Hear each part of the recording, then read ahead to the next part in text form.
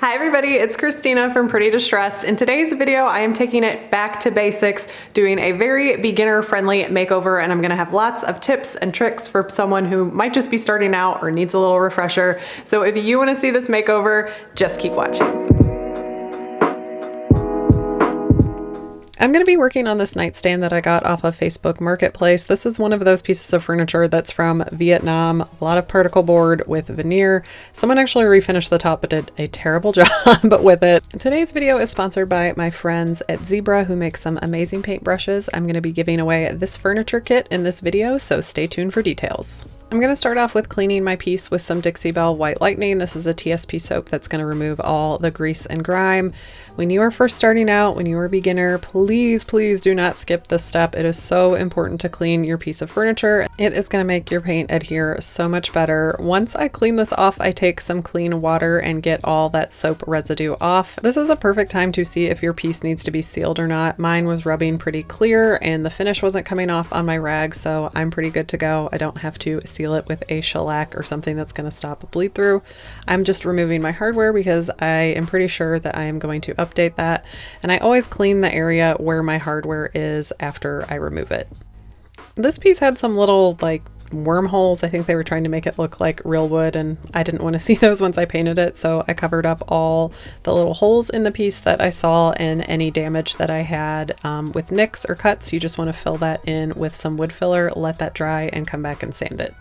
This is my color palette that I'm going to be working with. This was inspired by the PPG color palette of the year. I picked Dixie Belle coordinating colors, and I just love the way these go together. I'm going to be doing the top with a burlap stain. I'm going to paint the whole body sea glass, which I love, and I'm going to be making a accent vase in the color terracotta to pull it all together. I'm doing a two-tone finish on this, so I am going to strip off the top because I'm going to make this a natural wood color. I'm starting with an 80 grit sandpaper and just roughing up the varnish, and then I'm going to switch to a 120 sandpaper to go down to the bare wood. Now I knew this was a veneer, so I was going very slowly on this because I didn't want to bust through the veneer. Now this is my surf prep sander, and I know a normal everyday DIY person is not going to have a really fancy furniture sander like this. You can definitely use a entry-level orbital sander. They cost about 50 or 60 bucks at the hardware store. I used one of those orbital sanders for years before I upgraded to this. You're just gonna have to do more hand sanding on the side here. Here I get to use my foam abrasives that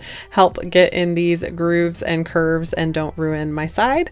But I still had to do a little bit of hand sanding just to get into all the little nooks and crannies. And then once my wood filler was dry, I sanded that down, and I actually ended up scuff sanding the entire piece because it was really shiny. When you have a super shiny piece, you usually want to scuff that up a little bit before you start painting because the paint needs something to grab onto. So I scuffed up the whole piece with a 220, and then I wiped all that dust back before I started painting. I'm going to be using all the brushes in the Zebra furniture kit on my project today, and I'm going to be giving away one of these kits to a lucky winner. All you have to do is comment down below which brush you would like to try and go subscribe to Zebra's Instagram, and you will be entered. I will announce the winner next week by pinning their comment. I'm starting out with the 2.5 angled brush from this kit, and I'm just dipping it in some water, and I'm spreading this all over my top because I'm going to use a paint wash to stain this. So I like to get the whole surface wet before I add that chalk paint stain, and I make this by mixing my paint and water in a 1-to-1 ratio. So it's going to be really thin and really runny.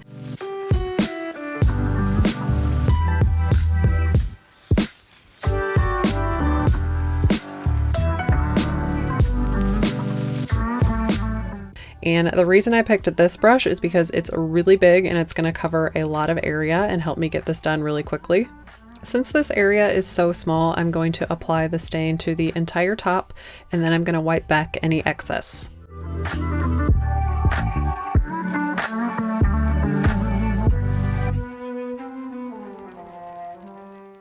I like to use an absorbent lint-free rag. You don't want to use a t-shirt here because that's just going to push your paint around. You want to use something that's really absorbent.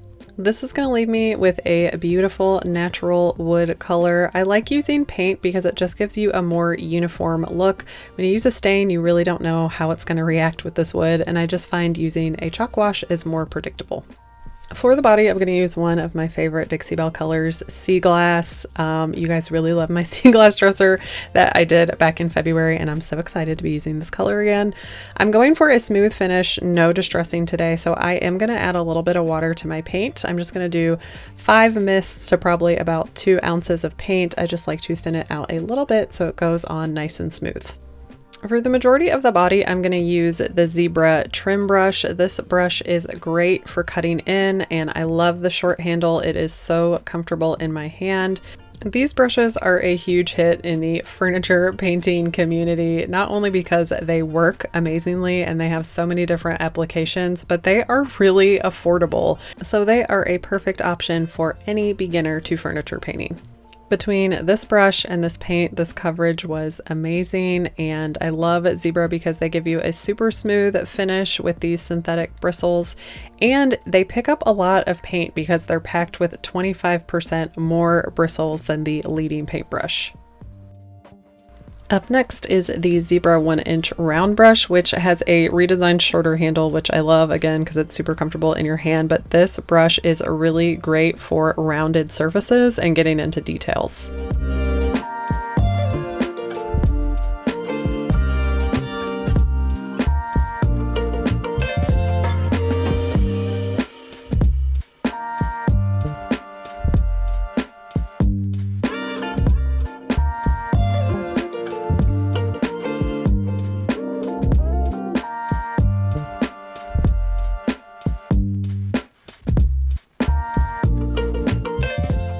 And here's another beginner's tip for you. I like to take my drawers out and paint inside the frame and paint these separately so that I don't see any of that darkness when I put my drawers back in. The top drawer of this piece was felted, which is pretty typical for pieces like this, but it was a mess. So I got out my Wagner Furno heat gun and scraped all of this off, and I'm going to replace it with some vinyl wallpaper later in the video.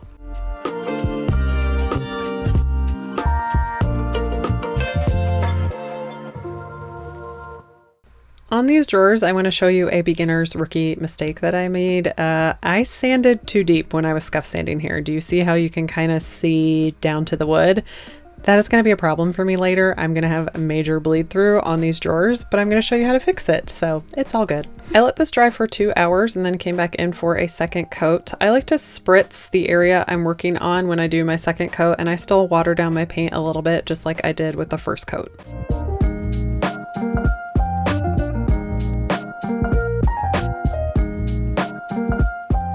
Let's talk about bleed through and what starts happening on these drawers. Because I've sanded down and broke down the varnish and some of that stain was exposed, it started to bleed through. You can hardly see it here, but I could see it enough that I knew it was going to be a problem. So I grabbed this Dixie Belle Vase, which helps block in stains, and you can see that stain came up a lot more. So I did 2 coats of this, waited about an hour in between each coat, and then came back in and did my paint, crossed my fingers and prayed, and I had no bleed through. So when you start seeing stuff like that, don't freak out. It can be fixed with some Vase or shellac, anything that blocks bleed through.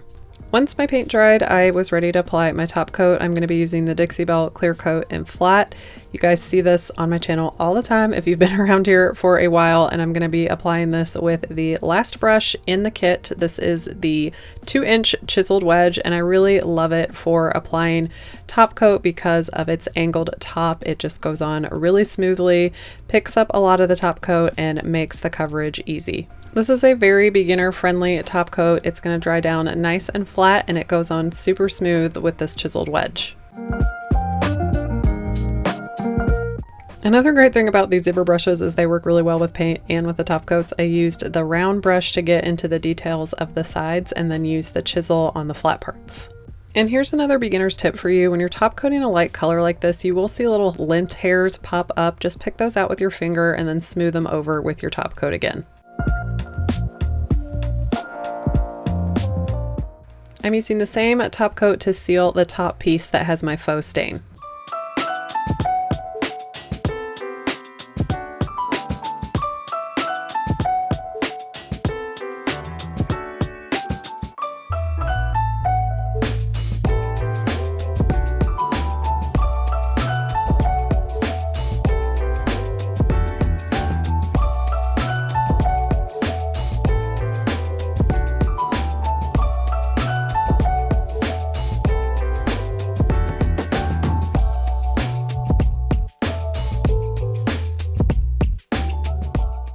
While my top coat dries, I'm going to work on a little accent piece to go with my nightstand. I'm going to pull in that terracotta color that's the last color in my color palette, and I'm going to paint this vase that is a bright red color and does not go with anything in my house. I'm going to start by sanding it with a 120 sandpaper. This is a really glossy surface, so I'm just going to scuff it up so my paint will stick to it.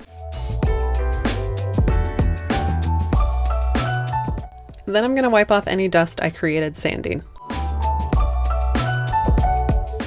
I'm going to add some texture to my paint to make the vase look more stone-like in appearance, so I'm adding some sea spray additive. You just mix this a little bit at a time until you get the consistency that you want. It's going to look a little bit like a brownie batter. And then I'm going to use my Zibra round brush, and I'm just going to get some paint and tap it on all over the piece. I want a lot of texture, so I'm doing a bouncing stippling motion. This look is going to mimic that really trendy thing that was going around where people put baking soda in their paint to make over vases from the thrift store. I made sure I hit up the top of the vase and a little bit inside so it looked nice and cohesive, let it dry for about 20 minutes, and then I came back in and did a second coat to get some nice coverage.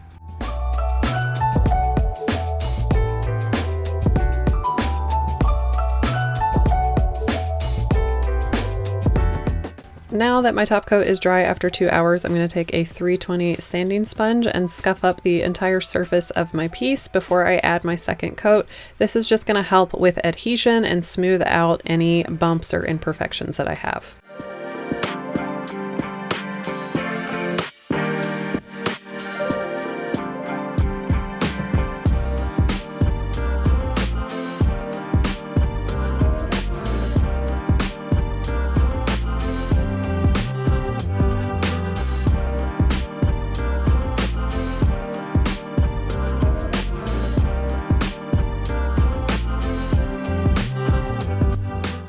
I let this dry overnight, and then I brought it inside and put all the drawers back in, and now I'm going to fix that top drawer that I removed that gross felt from. I'm going to just add this vinyl wallpaper that's self-adhesive that I had from another project. I'm just going to cut it down to size, take off the back. I'm going to get it in place and then take a wallpaper spreader and just make sure that it's adhering really well, and then I took a razor blade that came with this just to cut off any excess trim, and it looks great. My last beginner's tip for you: buy hardware at Hobby Lobby when it's 50% off. I got these great knobs for $2 and they really elevated the look of the piece.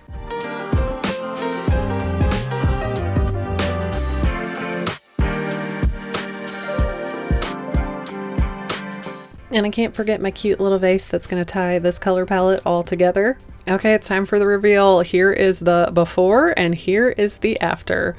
I love the way this makeover turned out. I love the way these colors and the color palette go together. They're so tranquil, and it really brings a modern flair to this piece. I always love doing small projects like this because I think it would be super easy for even a beginner to tackle, and it would turn out beautiful for you too.